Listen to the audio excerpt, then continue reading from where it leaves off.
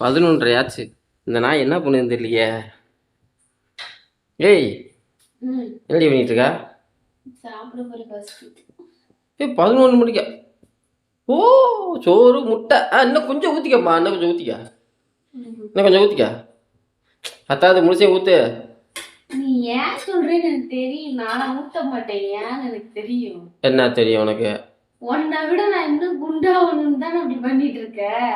நான் மட்டும் குண்டா அசிங்கமா இருக்கணும், நீ மட்டும் ஸ்லிம்மா அழகா இருக்கணும். சீ, இதெல்லாம் ஒரு பொழப்பா? ஏன்டா புத்தி இப்படி போகுது உனக்கு? இதெல்லாம் ஒரு பொழப்பா? சீப்ப நான் அழகா இருக்கதே உனக்கு பிடிக்காதே.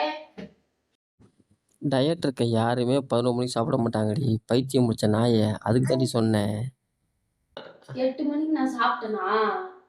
உன்னை யார் 4:30 சாப்பிட சொன்னது? இப்ப 4 சாப்பிட்டேன்னு எல்லாருக்கும் சொல்றா தானே?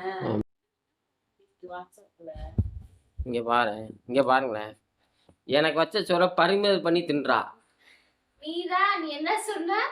11 மணிக்கு வெயிட் மிஷின் எடுத்து பார்த்துட்டு 71 கிலோ இருக்க அப்படின்னு சொல்லிட்டு சாப்பிடாம வேண்டான்னு சொல்லிட்டான். அதையா வீணா பொண்ணு நான் போட்டுட்டு வந்துட்டேன்.